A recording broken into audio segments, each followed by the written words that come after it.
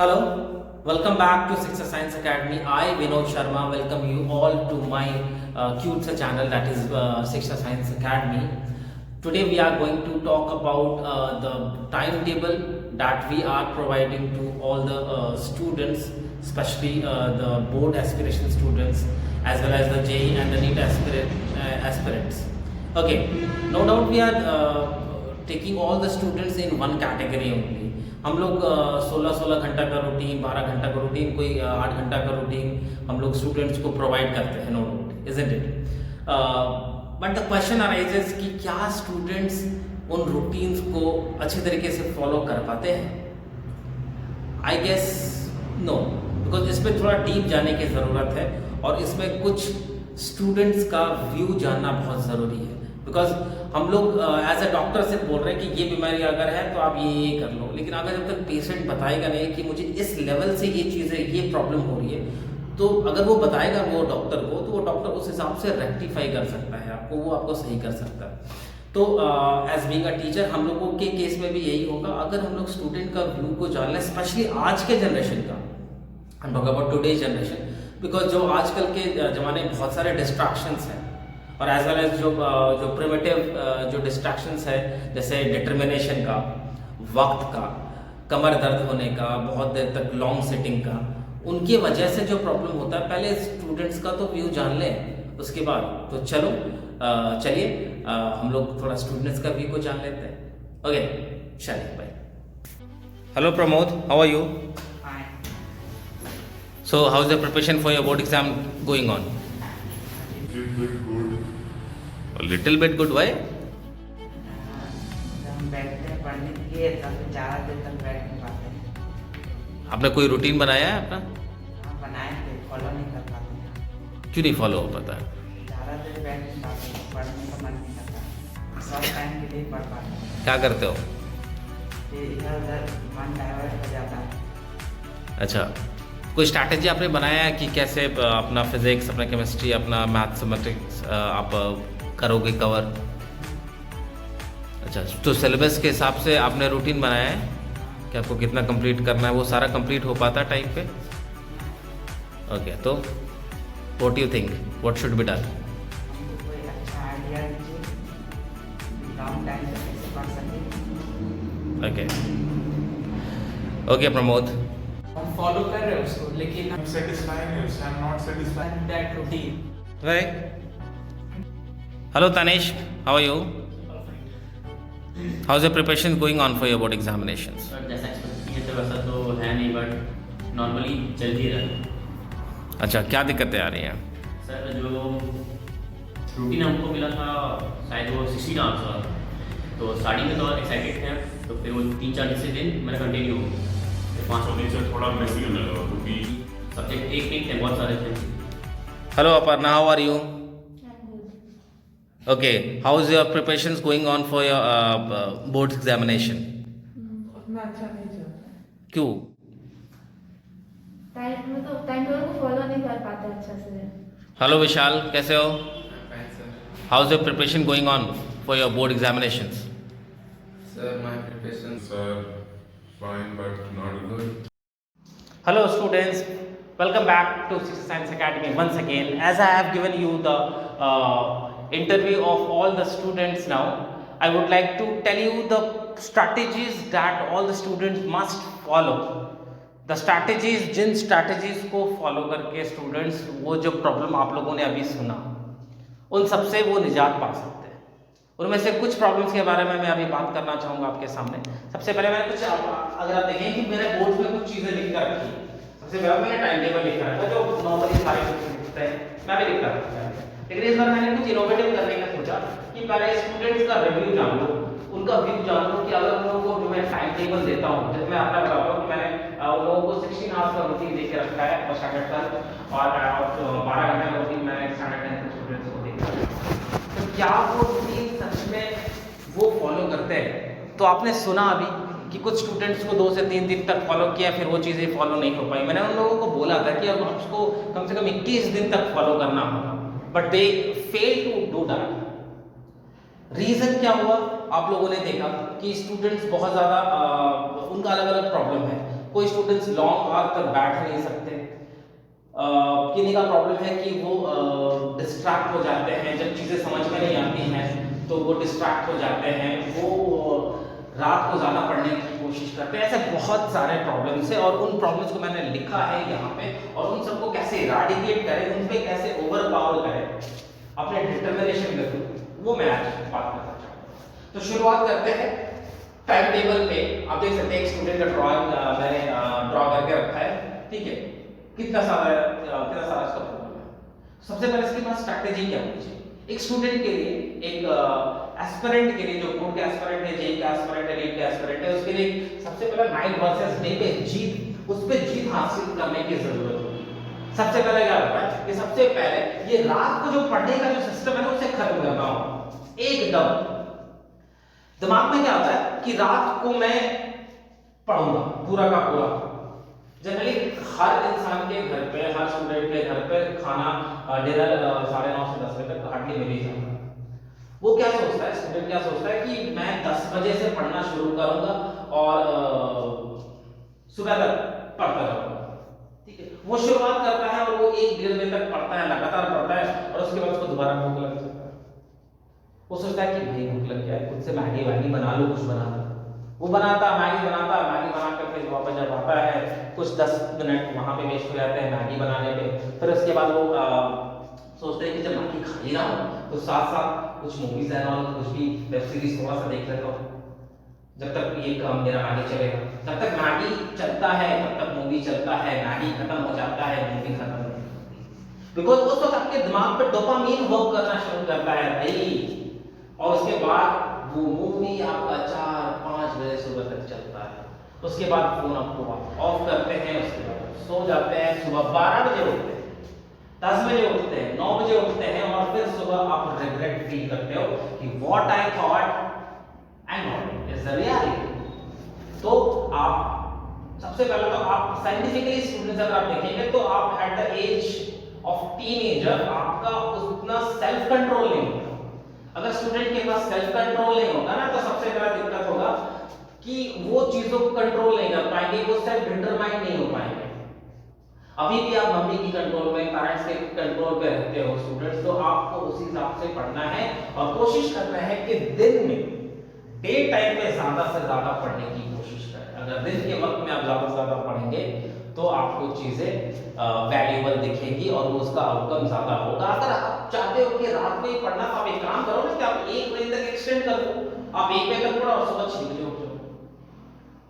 6 बजे उठना मैं क्यों बोल रहा हूँ, क्योंकि सुबह का जो सूरज है ना, ऐसा एक बार जाना कि सुबह उठना कभी भी, अब अगर आपका टेरेस है तो टेरेस पे चल जाना और वहां पे चेयर लगाना और चाय बनाकर आप चाय पीते हो तो चाय बना के सुबह का सूरज को देखना और चाय पीना, वो जो फीलिंग आई थी ना students, I can't express you, बहुत जबरदस्त फीलिंग, पॉजिटिव वाइब्स देगा। और यही पॉजिटिव वाइब्स तो कन्वर्ट होगा आपके सेल्फ डिटरमिनेशन में। जैसे पॉजिटिव चार्जेस जमा होते जाएंगे, पॉजिटिव वाइब जमा होते जाएंगे, उतना ज्यादा आपका डिटरमिनेशन बढ़ेगा। ये बहुत इंपॉर्टेंट है, बहुत ज्यादा ही इंपॉर्टेंट है। ओके, ये था हमारा नाइट वर्सेस डे वाला कि रात में नहीं पढ़ना है, रात में पढ़ना है तो एक बजे तक पढ़ना है, रात में सुबह जरूर उठना, वो पॉजिटिव वाइब्स लेना है। उसके बाद फर्स्ट आवर मींस जो आप पढ़ाई शुरू करोगे फर्स्ट आवर पे मॉर्निंग में, उस पे आपको बहुत ज्यादा कंसंट्रेट करना है। वैसे सब्जेक्ट्स को चूज करना है जो याद करने वाले, जिस पे आपको मेमोरी पे रखना बहुत जरूरी होगा। जैसे एसएसटी हो गया, इंग्लिश के कुछ चैप्टर्स हो गए, उसको वहां पे आप रखो और वहां पे देखो आप बहुत फ्रेश माइंड से बनाओ। न्यूमेरिकल्स फ्रेश माइंड्स पे तो बनते हैं, लेकिन अगर आप बहुत ज्यादा प्रेशर में हैं, सिलेबस बहुत ज्यादा बर्डन आउट कर रहा है, तो आप किसी भी वक्त पे बना लेते हैं। लेकिन आपको इंग्लिश एसएसटी पढ़ना है, मेमोरी में रखना है, तो उसके लिए आपको दिमाग बहुत फ्रेश होना मांगता है, इसीलिए आपको सुबह पढ़ना है। इसलिए फर्स्ट आवर मैंने यहाँ पे लिख के रखा है। एंड द थर्ड वन, आपको लॉन्ग टर्म टाइम टेबल, मतलब आपको पता है कि आपका एक प्री बोर्ड हो चुका है, दूसरा प्री बोर्ड आने वाला है, इसके बाद बोर्ड एग्जाम शुरू होने वाले हैं मई में, और आपको बहुत सारे छोटे से class test, unit test, exams देने हैं, आपका बहुत सारा पोर्शन अभी भी बाकी है। उन सबको कंप्लीट करने के लिए आपके पास जो वक्त है वो बहुत कम है, सिलेबस बहुत ज्यादा है। तो आपको क्या करना होगा कि आपको उन सबको ब्लॉक वाइज बनाना होगा, रोज एंड कॉलम्स में बांटिए, उनमें लिखिए कि ये चैप्टर मान लीजिए मैथ्स से, तो आपको पता है कि real numbers, polynomials, quadratic equations का क्वेश्चंस आपने इतने सॉल्व किए, इस बुक से इतना कंप्लीट कर लिया, इस बुक से इतना कंप्लीट कर लिया, इतना क्वेश्चन आप लोगों ने कंप्लीट कर लिया।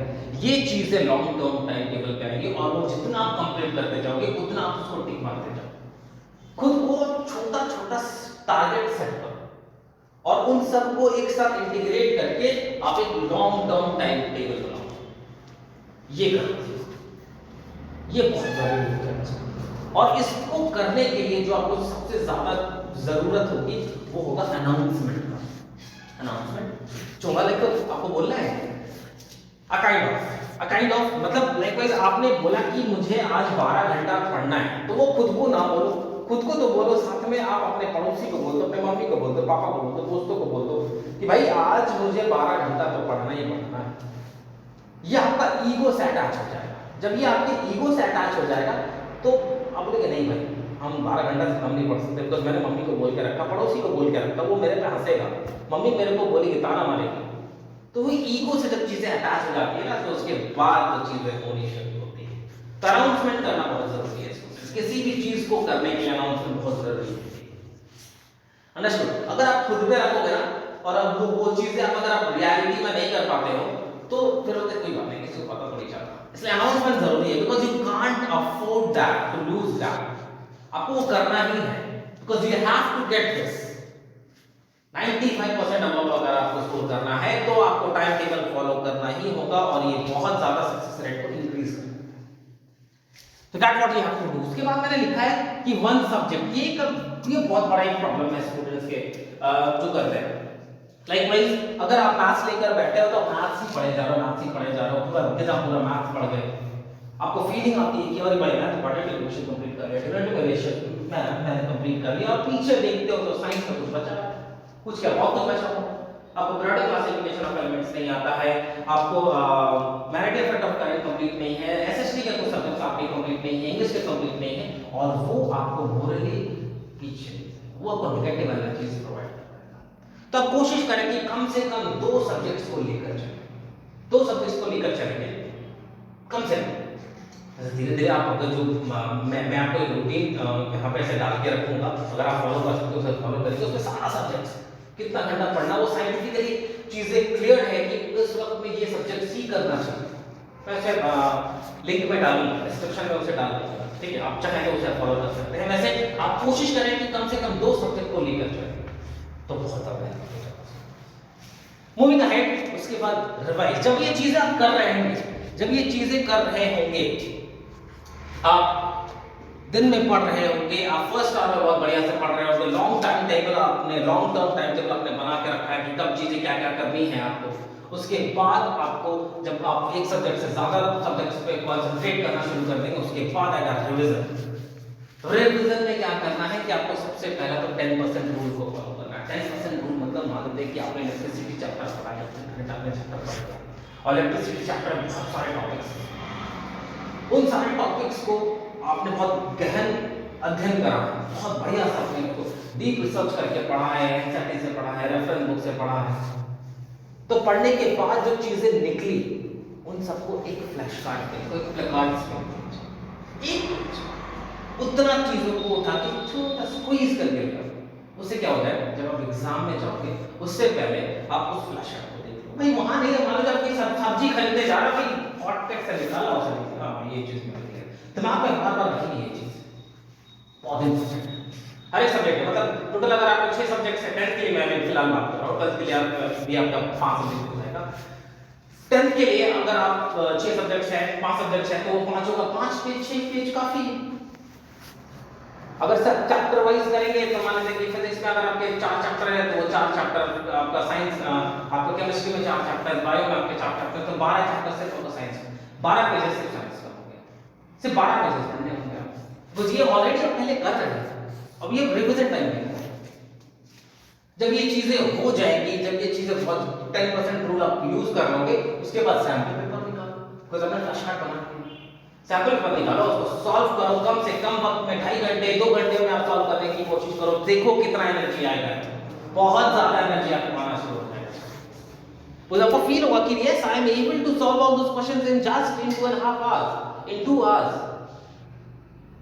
एज वेल एज PYQs को सॉल्व करने से आपको आइडिया भी मिलता है कि किस तरह के क्वेश्चंस आ रहे हैं, और इस बार तो केस स्टडीज बहुत सारे हैं तो बहुत ज्यादा हेल्पफुल हो जाएगा, MCQs एंड ऑल है, तो वो सब करना बहुत जरूरी है। उसके बाद हर एक चैप्टर को 5 to 6 टाइम्स रिवाइज कीजिए। 5 to 6 टाइम रिवाइज करने से क्या हो जाएगा कि आपको जो एनर्जी मिलेगा, जो आपको कमांड मिलेगा आपको अपने सब्जेक्ट पे, अपने चैप्टर्स पे, उसका अलग ही मजा है स्टूडेंट्स। ये चीजें कब होंगी? ये चीजें कब होंगी? ये चीजें तब होंगी जब आप एनवायरमेंटल आइसोलेशन प्रोवाइड कराइएगा खुद को। मतलब आप जिस रूम पे भी पढ़ो उस रूम को उस हिसाब से आप डेकोरेट करो। वहां पे एक लैंप लगा लो कि आप जब पढ़ोगे तो वो लैंप जलेगा, वो जब आप सोओगे तो वो लैंप बुझेगा। आपको दिमाग में स्ट्राइक करेगा वो चीज, भाई लैंप ऑफ है मतलब ये मुझे पढ़ने का वक्त है, लैंप ऑन है मतलब मेरा पढ़ने का वक्त है। वो एक वाइब देगा। रूम पे flash cards, placards, routines and all सब कुछ पेस्ट करके रखिए। स्मॉल स्ट्रैटेजीज आप समराइज चैप्टर पर वहां प्रोवाइड करके रखिए। करंट ऐसा है, इस चैप्टर का ऐसा है, इस चैप्टर से ऐसा है, ठीक है। खुद को मोटिवेट करने के लिए कुछ थॉट्स वहां पे पुट आउट कर दो। Don't do the different thing, do the thing differently, ऐसा कुछ लिख करके रखो।